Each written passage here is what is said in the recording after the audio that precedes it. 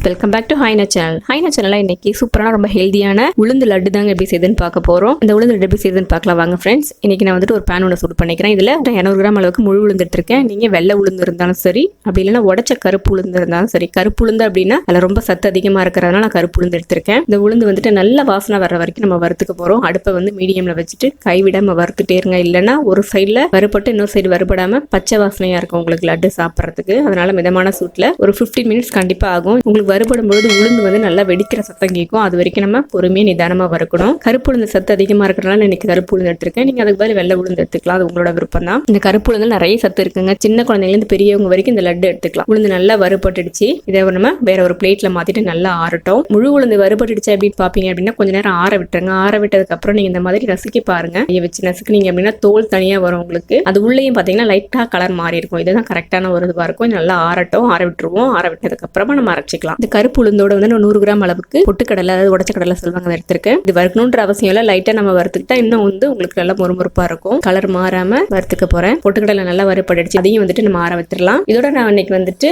நான் எடுத்த உளுந்துலேயே வந்துட்டு பாதி அளவுக்கு அரிசி எடுத்திருக்கேன். அரிசி வந்துட்டு இட்லி அரிசி, பொன்மணி அரிசி எடுத்திருக்கேன். நீங்க இதுக்கு பதிலாக சிகப்பரிசி, மாப்பிள்ளை சம்பா, இல்ல கருப்பு கவுனி அரிசி அது கூட சேர்த்துக்கலாம். அது உங்களோட விருப்பம் தான். என்கிட்ட இப்போ இல்லை அப்படிங்கிறதுனால நார்மல் இட்லி அரிசி எடுத்திருக்கேன். இல்ல பச்சை அரிசி கூட எடுத்துக்கலாம், அது உங்களோட விருப்பம். இந்த அரிசி நல்லா பொரிஞ்சு வரணும். அது வரைக்கும் அடுப்பை மீடியம்ல வச்சு வறுத்துக்க போறேன். இப்ப பாத்தீங்க அப்படின்னா அரிசி நல்லா வறுபட்டுடுச்சு பாருங்க. இதோட வந்துட்டு ஒரு 4 ஏலக்காய், ஒரு சின்ன துண்டு அளவுக்கு சுக்கு எடுத்திருக்கேன். இதையும் அந்த சூட்லயே போட்டு நம்ம வறுத்துட்டோம் அப்படின்னா அரைக்கும் போது உங்களுக்கு ஈஸியா இருக்கும். அதுக்காக சுக்கு சேர்க்கும் போது கண்டிப்பா தோல் நீக்கிட்டு சேருங்க. தோலோட சேர்க்க கூடாது. நம்ம இஞ்சி எப்படியோ அதே மாதிரி தான் சுக்கும் தோல் எடுத்துட்டு சேர்த்துக்கணும். சேர்த்துட்டு அதையும் நான் வந்துட்டு அந்த சூட்லயே நான் வறுத்துக்க போறேன். வறுத்துட்டேன் அப்படின்னா உங்களுக்கு அரைக்கிறதுக்கு கொஞ்சம் ஈஸியா இருக்கும். இப்ப இதையும் நம்ம அந்த உளுந்தோட சேர்த்துடலாம். சேர்த்துட்டு நல்லா எல்லாமே ஆறணும். ஆறினதுக்கு அப்புறமா நம்ம மிக்ஸி ஜார்ல சேர்த்து பொடி பண்ணிக்கலாம். இப்ப பாத்தீங்க அப்படின்னா நல்லா ஆறிடுக்கு. இதுக்கப்புறமா நம்ம மிக்ஸி ஜார்ல சேர்த்து நல்லா பொடி பண்ணிக்கலாம். மிக்ஸி ஜார் வந்துட்டு ஈரலாம் இல்லாம நல்லா தொடச்சி எடுத்துட்டு நம்ம வறுத்து வச்சிருந்த அந்த உளுந்து, அரிசி, பொட்டுக்கடலை எல்லாம் சேர்த்துக்கலாம். மிக்ஸி ஜார்ல சேர்த்ததுக்கு அப்புறமா இந்த அளவுக்கு நம்ம வந்துட்டு நல்லா மைய அரைச்சிக்கணும். இப்படி இருந்தா தான் உங்களுக்கு லட்டு பிடிக்கிறதுக்கு ஈஸியா இருக்கும். ரொம்ப குறவரப்பா இருந்தா கஷ்டமா இருக்கும்.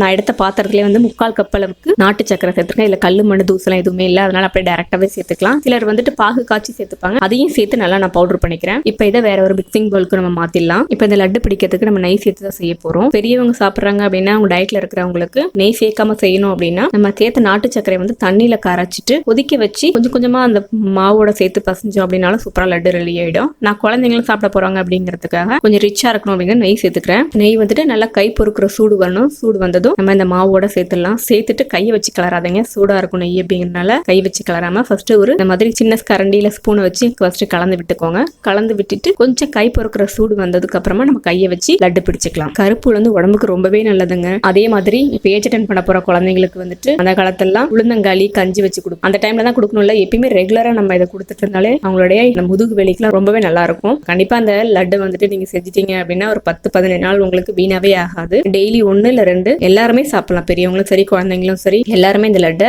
ரெகுலராகவே எடுத்துக்கலாம். ரொம்பவும் டேஸ்டா இருக்கும். கண்டிப்பா ட்ரை பண்ணி பாருங்க. நெய் சேர்த்துட்டு கை பொறுக்கு சூடு வந்ததும் இந்த மாதிரி உங்களுக்கு எந்த சைஸ் தேவையோ நீங்க அந்த சைஸ்க்கு சின்ன சின்ன உருண்டையா பிடிச்சு ஒரு டப்பால போட்டு மூடி வச்சிட்டோம் அப்படின்னா உங்களுக்கு வீணாகாம நம்ம எப்பெல்லாம் ஸ்நாக்ஸ் சாப்பிடணும்னு தோணும் அந்த டைம்ல எடுத்து சாப்பிட்றதுக்கு ரொம்பவும் நல்லா இருக்கும். ரொம்ப ஹெல்தியான ஒரு லட்டு இது. கண்டிப்பா நீங்க ட்ரை பண்ணி பாருங்க. களி செய்யறதுக்குலாம் கொஞ்சம் கஷ்டமா இருக்கும். ஆனா அந்த லட்டு செய்யறது ரொம்பவே ஈஸி. இதே மாவுல நீங்க வந்துட்டு இன்னும் கொஞ்சம் நல்லா பவுடரா அரைச்சிட்டு நீங்க கஞ்சியா காய்ச்சி குடிச்சீங்கனாலும் ரொம்ப சூப்பரா இருக்கும். டீ, காஃபி எல்லாம் ஸ்கிப் பண்ணிட்டு இந்த மாதிரி ஹெல்தியான ஃபுட்டா எடுத்துக்கிறது ரொம்பவே நல்லது. சூப்பரான இந்த உளுந்து லட்டு நீங்களும் ட்ரை பண்ணி பாருங்க. இதுல உங்களுக்கு எக்ஸ்ட்ரா தேவை அப்படின்னா நீங்க நட்ஸ் ஆட் பண்ணிக்கலாம். உளுந்து பொட்டுக்கடலை அரிசி வச்சு தான் செஞ்சிருக்கேன். அதுவே ரொம்பவே சூப்பரா இருக்குங்க. கண்டிப்பா ட்ரை பண்ணி பாருங்க. செஞ்சு பார்த்துட்டு எப்படி இருந்தது அப்படிங்கறத மறக்காம உங்களுடைய ஃபீட்பேக் எனக்கு கமெண்ட் பண்ணுங்க. வீடியோ பிடிச்சிருந்தது அப்படின்னா லைக் பண்ணுங்க, ஷேர் பண்ணுங்க. ஹைனோ சேனலை ஃபர்ஸ்ட் டைம் பாக்குறீங்க அப்படின்னா சப்ஸ்கிரைப் பண்ணிக்கோங்க. மறக்காம பக்கத்துல இருக்க பெல் பட்டன்ல ஆளுங்கிற ஆப்ஷனை கிளிக் பண்ணிக்கோங்க. இன்னொரு சூப்பரான ஒரு ரெசிபியோட உங்களை மீட் பண்றேன். Thank you friend.